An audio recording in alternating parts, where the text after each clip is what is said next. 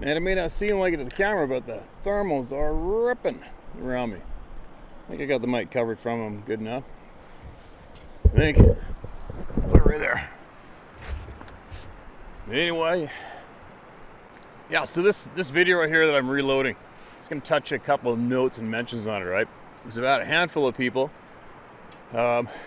especially a handful of hunters, message me and email me, and they're blowing a gasket. It's kind of funny how many of them, they can't just have a little bit of input and say, hey man, I'm pretty sure that was a bear that snapped those young alders off, or birch, whatever they are. And but it's kind of funny, the majority of the people that do decide they need to get a hold of me to dictate to me that all those young trees that were broken off were done by an effing bear, you effing so-and-so. And then they'll add in a whole bunch of a handful more choice insults, and go on a bit of a rant and a verbally violent attack. Whatever. Harmless to me. But I think what a handful of people, of those people and many other people that may be possibly being misled by these people's out of control egos and misinformation is, number one, they weren't there. And actually maybe the most important number one is that I basically grew up in British Columbia. I've been hunting for, I don't know, over 35 years, and I've guided everything from brown bears to grizzly bears to black bears. I don't know how many times. I know about bears, I know what they do, and I know the markings they leave. So what I want to share with all you is, in case you may be questioning what this particular video is about that I videotaped last fall while on an elk and moose hunt in the interior of British Columbia, is I thoroughly inspected the bark on every single one of those broken young trees. And there wasn't one tooth or nail or claw scrape on any of them. Not one.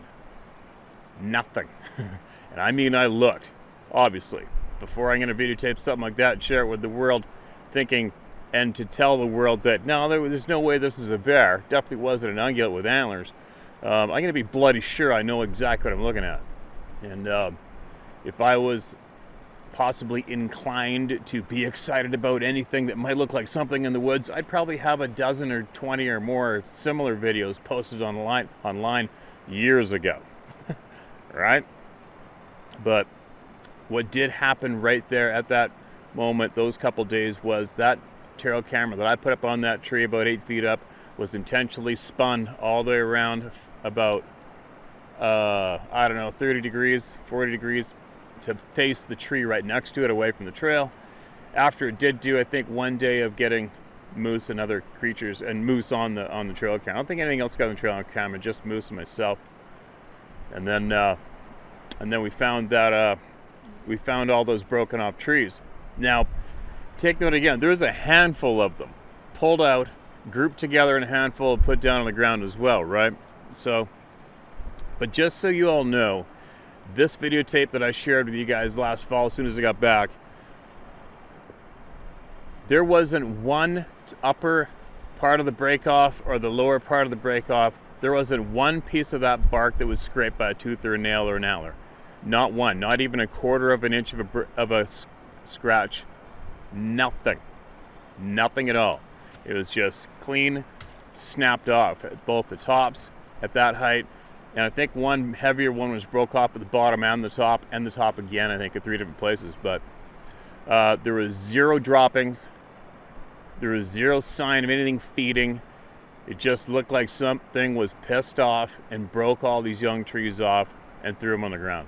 And the grass was absolutely flattened down everywhere around, and all the underbrush was flattened right down and dead. And it happened a little time before we got there.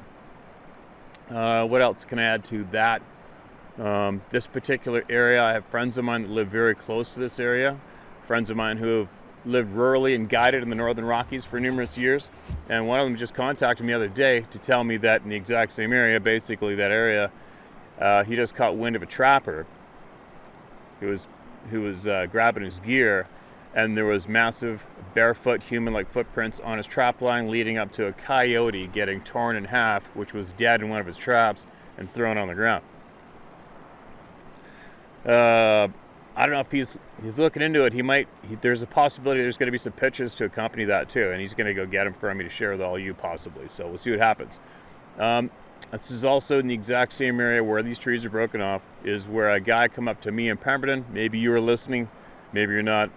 And you come up to me in my pickup truck and you showed me a trail camera picture. I think it was either first light or last light in the evening or early morning of something very large, human-like, covered in reddish brown hair, running across the pasture in that trail camera. And it looked pretty good to me. But like, you know, my idea about the trail cameras and the photographs don't really mean too much, right? So, but it is what it is. And also another guy got a hold of me on his private property, hunting property right close to the exact same area, and he's been having ongoing encounters. On that property as well. So where this happened, where these trees are all broken off, is where there is countless, endless incidents. And I know a few of the people these incidents are happening with and to, and they are very, very knowledgeable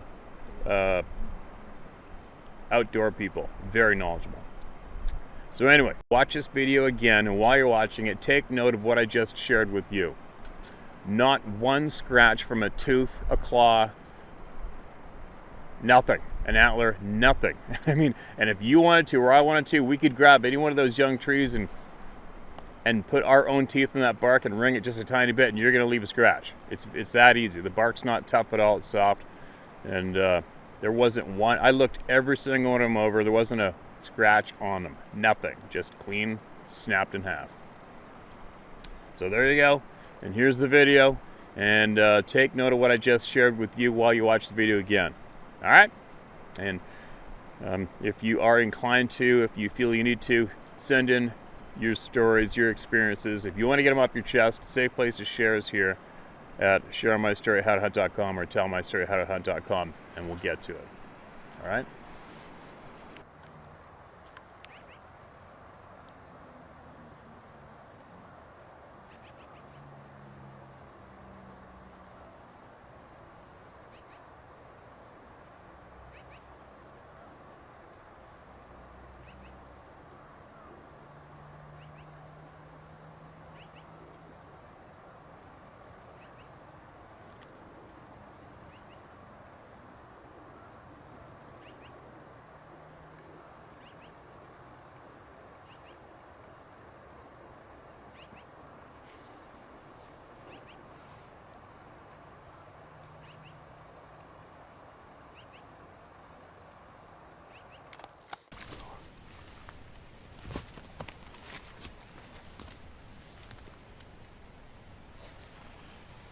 Remember this spot?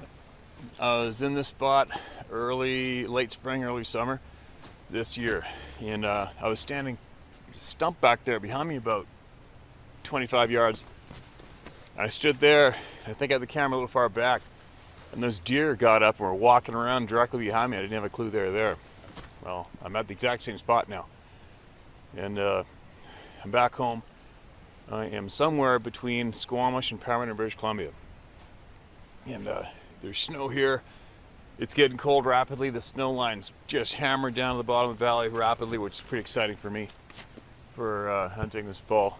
And I don't know, another week and a bit, I'm really going to start picking up. I'll probably be hunting every single day in the mountains. But in the meantime, I'm going to explain to you guys and show you guys the video I took on that last trip. I think I discussed it in the previous video, not the hunting videos, the moose videos. But I explained to everybody how when you are in the woods hunting, like myself and thousands of other people just like me, you don't miss too much. You're always on the look for the sign of the game, right? Also take note, I'm also a licensed trapper. I'm not a fur trapper. I've never been into fur trapping myself. It's just not my gig. But I am a licensed trapper, and I specialize in dealing with problem wolves and the overabundance of wolves when that occurs. Okay, so take note, and a lot of you people that are familiar with trapping, you'll also know that when you are doing that, you're non-stop looking for sign, tracks, marks in the snow, on the mud, on trees, on branches, on anything. You're non-stop looking, and it becomes second nature. It's just second nature. You don't even think about it, but you're doing it. And also take note that when you, unfortunately, I will say it unfortunately because it's almost like having a life sentence in a way, when you run into one of these beings, become aware of them on your own, it changes everything. It changes everything. There's no way getting out of it. And then you become almost doubly aware of your surroundings, the marks in the ground, the sign, and more so at times the sounds. This is the sounds that I listen to. I find that I listen to sounds instantly a lot more than I did typically previous. And I'm not just listening for the grunt of a deer or a bugle of an elk or the grunt of a moose or the growl of a bear. You're listening to other sounds which aren't very common, but they do occur. It's going to start raining. It's going to start barfing rain or snow or both. So I'll try to get this done as soon as I can. So I did take, while on this last trip I ran into that area. Well, first this is how it went down. There's a particular zone where you got to take a quad through a real tight old trail. I think it's originated from the local trapper up there, because you can see where his marten boxes are on trees along the way. It's a trap line, registered trap line. And you travel through this old quad trail, I don't know, for about 5 or 6 miles. And then what you'll do is, what I do is I park back in the heavy timber. And I park back in the heavy timber. I try to time it so I'm at least a half an hour, 45 minutes of darkness before the sun comes up for seeing light. Because what I'm trying to do is I'm trying to stand there, be silent. If the sound of the quad or myself or the truck or horses or whatever, if it made noises or disrupted the nature in the dark in that immediate area, or within earshot of where I'm stopping, I want whatever heard me to have that good solid half hour, 45 minutes of darkness and dead silence to go back to just doing what they're doing and forget all about me arriving. And that's why I do that. And I'll bring a good mug of coffee with me in the backpack, and I will peel out the coffee and sit there in dead silence, whether I'm by myself or somebody else, and I'll have a coffee and I'll listen. And what I'm hoping for to happen is, if I'm hunting elk, I want a big mature bull elk to bugle on his own without me bugling, calling to make him call. I want him to give it up first. Or a moose, I want the moose to give it up first. I want the prey that I'm after to give it up first to where that they're there, or their location is. And I don't want them to be aware of me, if I can. And that is a big advantage to me, because then I can guess how far away from them they are from me, and I will figure out which way the wind's going, guess roughly where they are, and then I will slowly, silently make my way to as close as I can to them before I mimic their call and let them become aware of me. Because when you do that, if you can sneak into these bulls tight without them knowing, and then let a rip or bugle or grunt go, it triggers them like instantly, and they're coming to kick your ass. Whereas, on the other hand, if I let out a ripper elk bugle or moose grunt from a long ways away, and that bull possibly has cows with him, and he's mature and he knows how the game works, he's going to look towards the call of me, know I'm quite a ways away, and he's going to think, what the hell am I going to invite that guy over to kick my ass for? I'm going to take these girls and get out of here quietly. And there's potential for him to doing that. So that explains what I'm doing when I arrive to my spot half an hour, 45 minutes early in the dark. So we did that again. I did that last year too. If you saw that video when I went and harvested that elk by myself, I went up north by myself and camped, and coincidentally had an odd night there. I think I heard about maybe 6 trees fall down during the night with no wind, no rain, no anything. It was freezing cold. I think it was minus 10. That time I went back up, and that was a little odd, whatever. But it kept me up fairly often. Every single time I poked my head out of the tent or woke, the drum of a grouse would come out loud all through the middle of the night. Whether it was a grouse or not, who knows? Was it mimicked? I don't know. Probably. Not losing too much sleep over it. But I'm just taking note of those items that I'm aware of. Who wakes up all through the night, 11 at night, midnight, 1 in the morning, 2 in the morning, and every single you wake up to go pee or do whatever, does a grouse drum? Birds don't do that, as you know, especially you turkey hunters. Turkeys don't gobble all through the night, right? It's when the sun's coming up. But anyway, I took note of that. One time going through that remote quad trail coming out last year, I do recall all of a sudden feeling like every single piece of hair on my body was on wire. and it felt like something was right frickin' behind me the whole way out. It freaked the living shit out of me. And I don't normally get that. That normally doesn't happen to me. As an example, I drove 14, 16 hours to get up there by myself. I camped by myself. I went in there. I've been in there, I don't know how many times over the years. I've never had that feeling. But last year, that one time in the dark at nighttime coming out, my head was frickin' spinning. But you take note of those times in your life. You take note of when those things happen, where they happen, when they happen, and you don't forget it, especially when you're going in there again. But this one particular morning, a couple weeks ago, we went in there, did the run in the dark, parked, got the copies out, drank them, listened, nothing. Stalked up into this area, which is exactly what I did last year to harvest that elk. Stalked into where those elk were last year, exactly a year ago. Nothing was there. The sun came up, it was a little warm. Hung out for a little bit, hiked up the road, hiked back, and then I told my partner to stay here with the backpacks and the gear, and I would hike all the way back into the timber and retrieve the quad, and then ride it all the way back to him. And then we're going to carry on a few more miles that direction to go hunt another far corner of the area, and also go retrieve a trail camera that I had set there previously, 8 feet up a tree. So when I walked back to the quad, and then I got back, and my buddy said flat out, he says, "Did you hear that? Did you hear an elk?" He's like, "No, something beating on a tree." And he heard what he described as, this sounded like a sledgehammer being wailed against a tree, but far too loud and far too powerful for it to be a human being. And he said it hit the tree a few times, loud and crisp. It was no wind that morning, just dead still air. Oh, and that's another thing too. When we did park the quad, I took note to myself. This friend of mine, he's not into the Sasquatch topic. He's never seen one. I think he's had an experience with one previous when he was running near Whistler one time, but it's another story. And I did take note when we were standing by the quad, have a coffee. It was so eerie, dead quiet. It was ridiculous. You could only hear your blood pumping between your ears. It was so quiet. And I remember taking note of that. It was just dead quiet. I mean, the birds weren't waking up. Normally the birds wake up, the squirrels wake up, the forest comes alive, you hear the sounds. Didn't hear a thing. And then I retrieved the quad, came back, he said he heard the tree getting beat on 3 or 4 times, and then pause, and then 2 more blasts in the tree.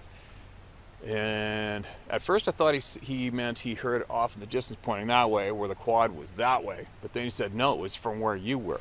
Right, he said it came direct from where you were. I'm like, what? I didn't hear nothing, man.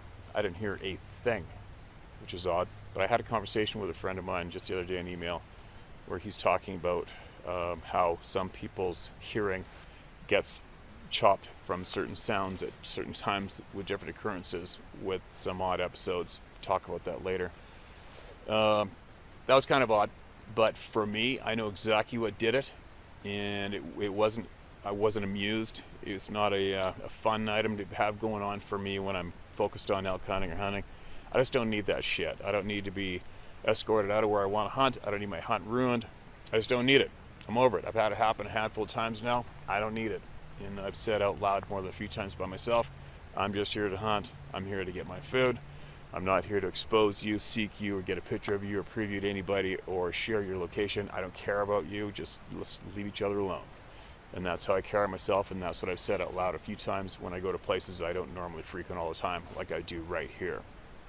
And then we carried on, went down the trail, got to where the trail camera was, and the trail camera, which is set on a tree, I put a stick behind it all the time. It was spun right around, about a quarter of the way around the tree to face the next tree beside it, which was only 2 feet away in a trunk like that. And we were the only ones in there since the camera had been set. And I'm like, well, that sucks. There was 2 or 3 videos of myself on there, and a bull moose walked through there, and that was it. The camera didn't trigger when it was spun. The batteries were dead. It's a brand new camera, one that I firmly stand behind. And that was a lot. The batteries being, the camera being spun, okay, fine. It could have been a moose and his antlers. I've had moose and elk bash the shit out of my cameras before. I've had black-tailed deer bash the shit out of them. But that little branch I balance in there to keep it on an angle pointing down, that stick should not have stayed behind that camera when it was spun around if it was done by antlers. Whatever, it wasn't done by a bear. There's no teeth marks on it. There's no claw marks on the tree. Nothing to lose sleep about, right? So I moved the camera, replenished the batteries, and then we went on a big, long, deep timber hunt not too far from the Peace River.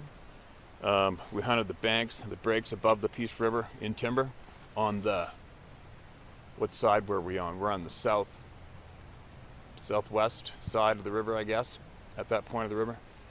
And nothing, didn't see a thing. We did push a couple of, I think, elk came jumping out of the bush. We just heard something crashing through the bush below us at one point. Didn't feel alarmed, didn't feel any stress or heaviness from that area. And then went around about a mile and then did a long hike back through thick, previously logged off area with small hardwood trees growing up in the area. And then all of a sudden, by fluke, before we got to the road, which is another 300 yards farther, we came to this area where I don't know how many trees were snapped off at head height. Cleanly snapped right off. And there wasn't one mark on the bark. Nothing. No teeth marks, no antler rub marks, no claw marks, no nothing. And some of those trees were, I guess, size of my wrist, maybe a little bigger, and they were snapped right off. All consistently at around head height, 6 to 7 feet tall off the ground. And you could see where whatever it was, whoever it was that came into that patch, you could see where he snapped them coming in. He either snapped the trees coming in or snapped them going out after demolishing this area of about, I'd say it was about 15 by 15 meters round. The grass in these trees are conditioned at the height of it in the greenery. And you come into here, and all this grass has been stomped down and it's dead. Do you notice that? Yeah. All the grass in these trees is stomped down dead. And beside it, it's all upstanding, thick and green and lush. So whatever was in here stomped down a lot of freaking grass while they were making a little display or doing whatever the hell's going on. I don't know. Whatever.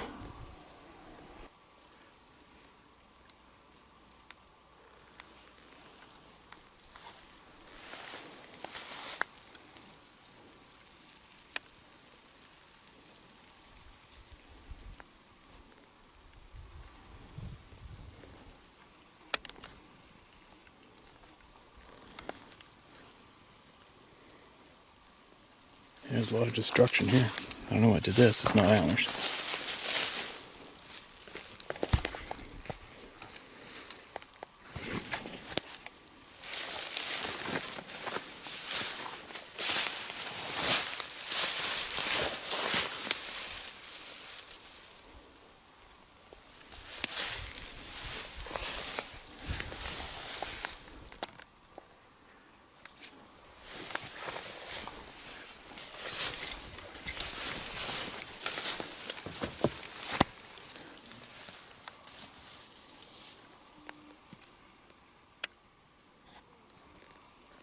What a mass, eh?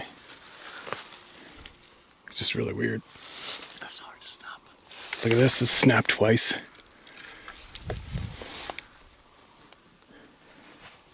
Snapped twice and there's no antler marks on it. Weird, eh? Whatever, is what it is. This little group of trees looks like they're all just grabbed together like a bouquet and thrown down, eh? These ones right here.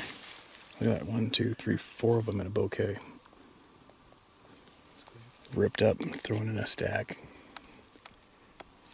Alright, onward. I'm good. Alright, so this is definitely, obviously it's a rub by antlers. What would I say this was? Probably high probability it was a moose. Elk do the same things, same willow too, right? So could have been a big elk, but going by these snapped, the girth of these snapped ones here. That one could have been a big bull elk, might be on a moose, but either way, this is what it looks like when antlers break trees in half. All right, there's the bark's shredded, rubbed right off. the whole length. Shredded. See this? It's just shredded, blown up and shredded. All from antlers. Scraped up and down, scraped up and down. There's scrape marks everywhere. You see the bark's just chiseled right down. And that is what it looks like when a tree gets destroyed from antlers. All right? It doesn't look like, it'll never look any different. If a bull came in and say wanted to snap this in half clean without leaving one mark on that bark, it's literally impossible. Unless he wrapped his mouth around it with his gums to block his teeth from penetrating the bark, and he went and snapped it with his mouth and not using teeth. And here's the tops. The same thing. I mean, here's the top of it. Even with this, you can see where it took a whole pile of rubbing first all the way around. You can see where the bark's rubbed off. Small branches are beat off. This is rubbed off. It's all 100% done by antlers. Okay? So you can see the clear, obvious difference in these 30 or so trees that you can see in this other video clip. How they're all cleanly broken in half, and all the bark is perfect, and there wasn't one scrape mark, tooth mark, claw mark, antler mark on it at all. And what makes it really apparent and obvious what did it, especially the heavier one that was broken in 3 different places. So that absolutely eliminates snow load. But looking at the grass pounded down in the area with the 30 trees blasted in half. The grass is all pounded down. The grass next to it and the other trees is up green, you know, kind of brown and green, but it's alive. And there you go. That's what we found. And take it for what you will, is what it is. But I can guarantee you, I know what it wasn't. There you go. And there's even one spot, I videotaped it all. There's a spot where a handful of these trees were just, boom, thrown down in one stack. One tree, one of the heavier ones, was broken 1, 2, 3 times. So the top was snapped off, but it was left by a thread of bark, and it was hanging. And, oh no, the top was snapped completely off and gone. And then another chunk of about 3 or 4 feet of it was broken off again and hanging by a thread of bark. And then the base of it was mulched, like psh, psh, psh.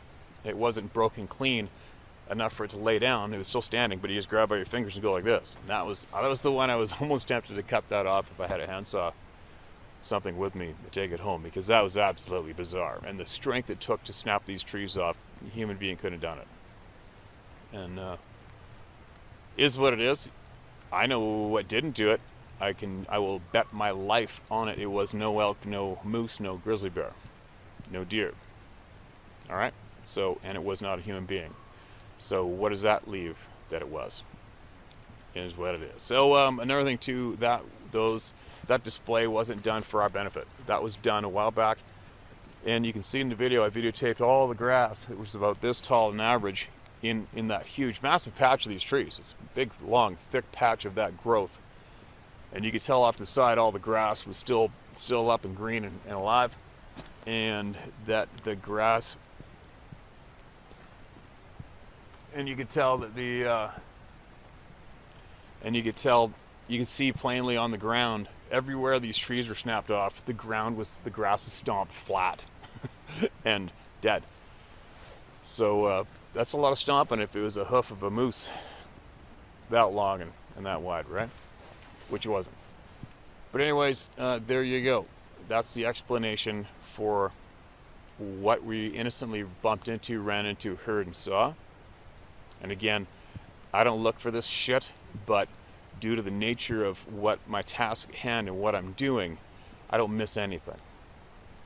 And again, which I said in that past video, if I see it, it's possibly interesting to a lot of you out there, I'll videotape and share it. It's too easy, right? I always have a camera with me, probably 2 or 3 at all times, no matter what.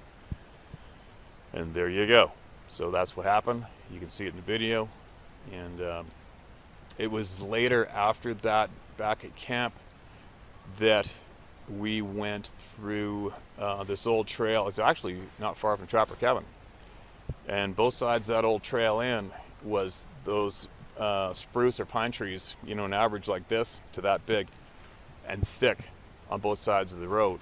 And when we came out, the top of that tree was laying across the trail, snapped off that thick. All right, take note of what I just said. When we went in, there was no tree on that trail. It was evening hunt, dead silent, no wind, no clouds, unfortunately, because we wanted it to be overcast for hunting. And that was across the trail when we came out. And we glanced at it, I'm like, nice. And we just kept on going. But I did go back there a couple days later because I wanted to find the tree that thing came from. It took a little bit, not a little bit, but because it was kind of camouflage. You're looking up in the trees, looking for it snapped off, and meanwhile, the rest of that tree was laying flat on the ground, uprooted, and that top 16 feet was snapped off and thrown over 40 feet away across the trail. And then I shared that. And then a handful of emotionally challenged wackos blew a gasket. Oh well. Sucks to be those people in that state of mind, isn't it? Imagine going through life that fragile. But anyway, so that's what I saw. That's what I videotaped. And that's why I shared it with all of you here today. Okay? And I will guarantee you, probably hundreds of you out there have seen the same thing.